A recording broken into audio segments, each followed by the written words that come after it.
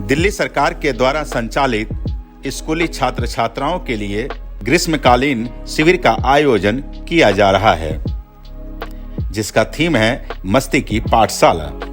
जी हाँ, मस्ती की पाठशाला में स्कूलों में पढ़ने वाले छात्र छात्राओं के लिए अतिरिक्त एक नई एक्टिविटी सीखने और सिखाने के लिए एक शिविर का आयोजन किया जा रहा है। इस शिविर में अतिरिक्त भाषाओं, गीत संगीत और संस्कार जैसे चीज़ों को सिखाने के लिए 20 दिवसीय शिविर का आयोजन किया गया है। यह आयोजन इब्राहिमपुर के श्रीनिवास संस्कृत विद्यापीठम में आयोजित किया गया, जिसका नेतृत्व स्वामी जनार्दनाचार्य डॉक्टर जीवन शर्मा जी कर रहे हैं। तो आइए लेकर चलते हैं आप सबको मस्ती की पाठशाला की ओर। जय श्रीमन्नारायण। बहुत प्रसन्नता का विषय है कि दिल्ली सरकार के द्वारा तथा डॉक्टर गोस्वामी गिरधर लाल शास्त्री प्राच्य विद्या प्रतिष्ठान के तत्वाधान में हमारे ही बुराड़ी ग्राम के क्षेत्र में श्रीनिवास संस्कृत विद्यापीठ में भगवान की सन्निधि में दिल्ली सरकार द्वारा मस्ती की पाठशाला ये कार्यक्रम आयोजित किया जा रहा है। इसकी जितने भी प्रशंसा एवं सराहना की जाए वह कम है। बहुत प्रशंसनीय एवं सराहनीय कार्य है यह सरकार के द्वारा। इसमें गुरुकुलों के बच्चों के अलावा और दिल्ली के सरकारी स्कूल में पढ़ने वाले जो छात्र हैं दोनों के समायोजन के साथ में यह मस्ती की पाठशाला चल रही है।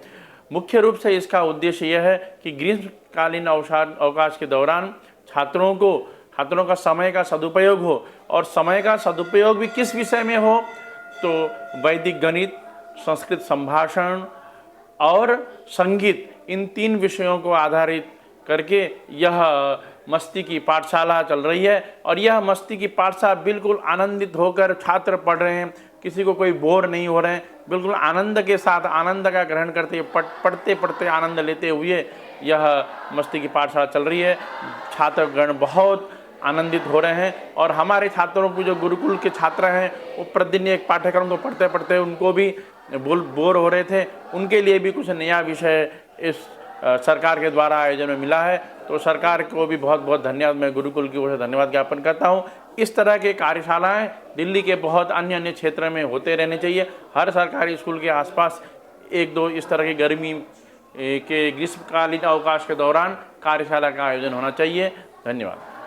मैं डॉक्टर जीतराम भट्ट, निदेशक डॉक्टर गोस्वामी गिरधारी लाल प्राच्य विद्या प्रतिष्ठान दिल्ली सरकार, और ये दिल्ली सरकार द्वारा आयोजित ग्रीष्मकालीन अवकाश के दौरान दिल्ली में चल रही है जो हमारी मस्ती की पाठशाला है, उसका एक जो यहाँ पर एक शिविर, एक केंद्र बुराड़ी इब्राहिमपुर में ये श्रीनिवास संस्कृत विद्यापीठ है, जहाँ पर संस्कृत, संगीत और वैदिक गणित की कार्यशाला चल रही है, और ये लगातार 31 मई तक चलेगी। और इसमें 106 विद्यार्थी जो है वो पंजीकृत हैं, और कुछ बाहर से हैं, कुछ गुरुकुल के हैं, और बड़ी उमंग है, बड़ा उत्साह बच्चों में है। बच्चे संस्कृत सीख रहे हैं, संगीत सीख रहे हैं और वैदिक गणित के सूत्र सीख रहे हैं। वैदिक गणित के सूत्र मैं बताना चाहता हूँ कि ऐसे फार्मूले हैं कि बड़ी बड़ी संख्याओं का जोड़, घटन और भाग, गुणा आप मिनटों में कर सकते हैं।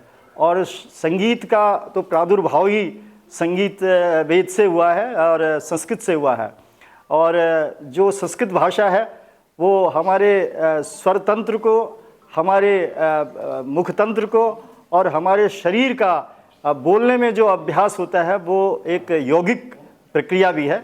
और वैसे भी जो देवों की भाषा इसको कहा गया है, इस भाषा को बोलने मात्र से व्यक्ति शुद्ध हो जाता है, सात्विक हो जाता है। तो ये दिल्ली सरकार का प्रकल्प है कि दिल्ली में बच्चों के लिए कार्यशालाएँ ग्रीष्मकालीन आयोजित की जाए, और उन ग्रीष्मकालीन अवकाश के दौरान जो हमारी ये जो कार्यशालाएँ आयोजित हो रही है, लगभग 150 कार्यशालाएँ दिल्ली में भिन्न भिन्न अकादमियाँ कर रही हैं, जिसमें हमारा प्राच्य विद्या प्रतिष्ठान कर रहा है। बच्चे अवश्य इससे लाभान्वित होंगे, और इन बच्चों से इनके जो घर के सदस्य हैं वो भी लाभान्वित होंगे। जो ये यहाँ से सीख के जाएंगे, अपने घर में संस्कृत के श्लोक बोलेंगे, क्योंकि संस्कृत में श्लोक है, अभिवादनशीलस्य नित्यम वृद्धोपसेविनः चत्वारि तस्य वर्धन्ते आयुर्विद्या यशोबलम। जो नित्य अपने से बड़ों का अभिवादन करता है, उनके पैर छूता है, उसकी आयु, विद्या, यश, बल अपने आप बढ़ते हैं। तो ये संस्कृत की शिक्षा है। संस्कृत की शिक्षा है मातृवत परदारेषु परद्रव्येषु लोष्टवत आत्मवत यह सर्वभूतेषु यह पश्यति स पंडित।